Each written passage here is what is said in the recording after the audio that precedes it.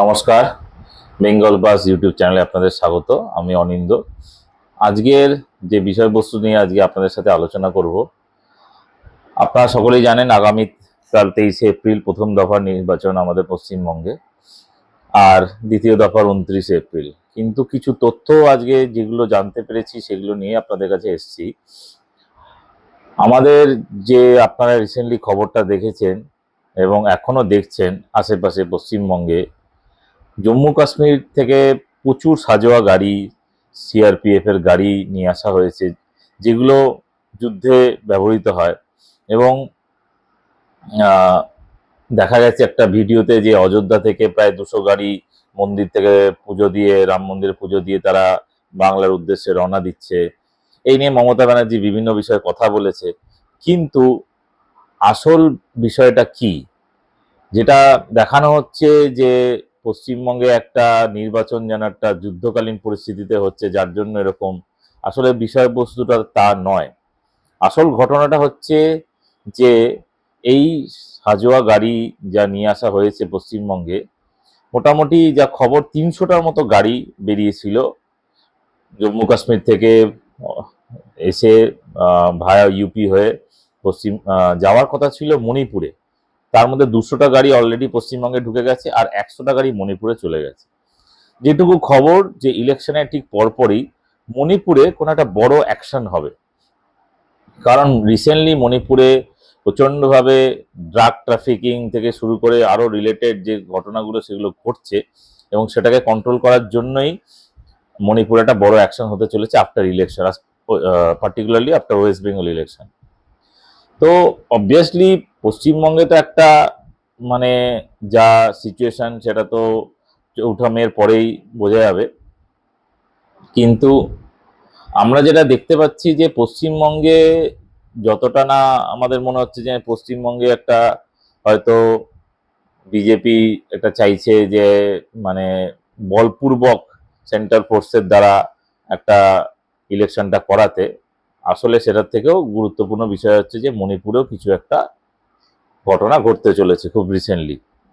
আর অবশ্যই হ্যাঁ, এটাও ঠিকই যে যে খবরটা পেলাম যে এবার কিন্তু পশ্চিমবঙ্গের ইলেকশনটাও কিন্তু খুব কড়াকড়িভাবেই হচ্ছে। আর পশ্চিমবঙ্গের ইলেকশনে যেটা নতুন খবর পাওয়া গেল যে এবার কিন্তু ভোটার আইডি কার্ড চেক করবে আর্মিরা। ঠিক আছে, তো সেই বিষয়ে সবাইকে সজাগ থাকতে হবে যে কেউ ডুপ্লিকেসি করার চান্সটা করতে পারবে না। তো যা কিছু হবে নিয়ম মেনে হবে। ছাপ্পা, রিগিং, সোর্স জ্যামিং, সমস্ত নিয়মাবলী যা যা দেওয়া হয়েছে তার বাইরে এবার ভোট করা কোনো দলের পক্ষেই পসিবল নয়। দেখুন, অবভিয়াসলি বিরোধীরা এখানে কোনোদিনও সেই চান্সটা পায় না। এবার যে ক্ষমতায় আছে, যে গভর্নমেন্ট, যে দল ক্ষমতায় আছে, সেই দলই এই কাজটা করে থাকে। হ্যাঁ, 2011-র পর থেকে এই ঘটনা ঘটেছে, এবং এটার মানে তা না যে এর আগে ঘটেনি, 2011 আগেও ঘটেছে। কিন্তু এবার কিন্তু ভোট অন্যরকম, সেটা আপনাদের মানতেই হবে। 4 মের পরে কি হবে সেটা তো রেজাল্ট বলবে, বাট অবভিয়াসলি এবারে ইলেকশন কিন্তু অন্যবারের মতো হতে হবে না। নির্বাচন কমিশন দায়বদ্ধ যে এবার ফ্রি অ্যান্ড ফেয়ার ইলেকশন হবে, তার জন্য যা করার তারা করবে। আমাদের সরকারে যে দল আছে তারা অবভিয়াসলি অভিযোগ করেই যাচ্ছে যে যা করাচ্ছে বিজেপি করাচ্ছে।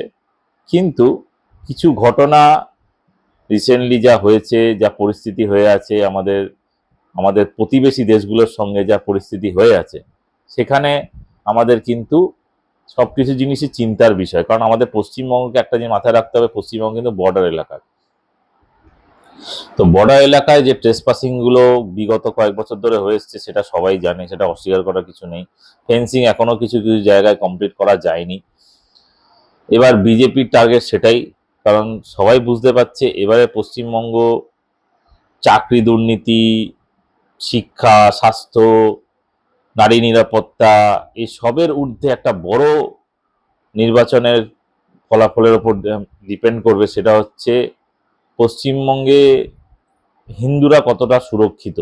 ঠিক আছে, এটা আমাকে যেরকম বুঝতে হবে, বাকি পশ্চিমবঙ্গের বাঙালিদের অবভিয়াসলি বুঝতে হবে। বাঙালিদেরও কিন্তু এবার একটা বোঝার বিষয়, সে যে দলকেই তারা ভোট দিক, বুঝতে এটা হবে, এটা সত্যিকার, এটা বাস্তব, এটা অস্বীকার করার কোনো জায়গা নেই। আপনি যে দলকেই সাপোর্ট করুন না কেন, হতে পারে আপনি সরকারি যে গভর্নমেন্টে আছে তাকে সাপোর্ট করছেন বা বিরোধীকে সাপোর্ট করছেন, কিন্তু এটাই বাস্তব যে পশ্চিমবঙ্গের পরিস্থিতি কিন্তু ভালো না। এবং বাংলাদেশের যে অবস্থা, রিসেন্টলি যা ঘটনা ঘটেছে বাংলাদেশে, এরপরে আগামী 15-20 বছর যদি পশ্চিমবঙ্গে বর্ডার সুনিশ্চিত মানে কঠোরভাবে নিরাপত্তায় মোড়া না যায়, তাহলে কিন্তু এই 15-20 বছরে পশ্চিমবঙ্গের পশ্চিম বাংলাদেশ হতে খুব বেশি সময় লাগবে না। হয়তো কথাটা অনেকের কাছে খারাপ লাগবে, কেন পশ্চিম বাংলাদেশ বলছি, বাংলাদেশের কিন্তু পরিস্থিতি ভালো নয়, সে অর্থনৈতিক হোক বা ধর্ম নিয়ে যে চলছে, ওখানে মৌলবাদের একটা যে ভয়ঙ্কর রূপ আমরা দেখতে পাচ্ছি সেটা তো আছেই। কিন্তু পশ্চিমবঙ্গে যেহেতু আমরা জানি বরাবর, যেটা পশ্চিমবঙ্গ মানে বাঙালিদের জায়গা, বাঙালি হিন্দুদের জায়গা। হ্যাঁ, মুসলমানরা এখানে শান্তিতে আছে, কেউ বলেনি যে এখানে মুসলমানরা অশান্তিতে আছে, কিন্তু তার মানে এই নয় যে যেভাবে ডেমোগ্রাফিক্যাল চেঞ্জ হচ্ছে তাতে কিন্তু ভবিষ্যতে রিলিজিয়াস বেস যে আমাদের যে পার্সেন্টেজটা, সেটা কিন্তু খুব তাড়াতাড়ি পরিবর্তন হয়ে যেতে পারে। তো সেই বিষয়ে সবাইকে সচেতন থাকতে হবে। আমি কোনো ধর্মকে ছোট করে বলছি না, কিন্তু এটাও অস্বীকার কোনো জায়গা নেই যে পার্টিকুলার ধর্ম কিছু আছে যারা মৌলবাদকে প্রচণ্ডভাবে সমর্থন করে, তারা হিংসাকে সমর্থন করে, তারা তাদের উগ্রতার জন্য, তারা কট্টরপন্থীর জন্য তারা ধর্মকে একটা মানে গোটা বিশ্বের কাছে একটা মানে বাজে উদাহরণ তৈরি করে দিয়েছে। তো সেটা আমাদের বুঝতে হবে, তো সেই জিনিসটাকে অস্বীকারের কোনো জায়গা নেই। তো সেইটাকে বুঝেই আমাদেরকে এই বছরের নির্বাচনটাকে এগোতে হবে। তো মমতা ব্যানার্জি অনেক কিছুই বলছেন, আমরা অনেক কিছু শুনছি, বিজেপিও চেষ্টা করছে, অনেকভাবে লড়ছে। বিজেপির যদিও পশ্চিমবঙ্গে এখনো অনেক জায়গায় সাংগঠনিক শক্তিটা এখনো সঠিক নয়, অনেক জায়গায় দুর্বলতা রয়েছে। বামপন্থীরা বরাবরই সেই চেষ্টা চালিয়ে যাচ্ছে যে তাদের অস্তিত্ব রক্ষার লড়াই, সত্যিকারে তাদের অস্তিত্ব রক্ষার লড়াই, কারণ তারা তাদের একটা আইডিওলজি আছে ঠিকই, কিন্তু সেই আইডিওলজিটাকে তারা ধরে রাখতে পারেনি। এবার দেখা যাক আলটিমেটলি চৌঠা মের পরে কি হয়।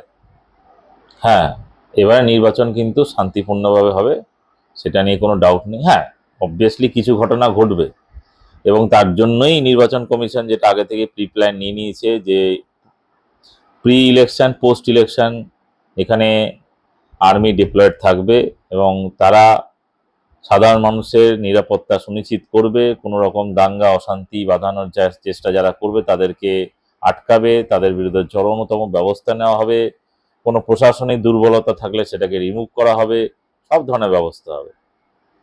দেখা যাক এবার কি হয়। তো যেটা বললাম, আজ কালকেই 23 তারিখ প্রথম দফার নির্বাচন।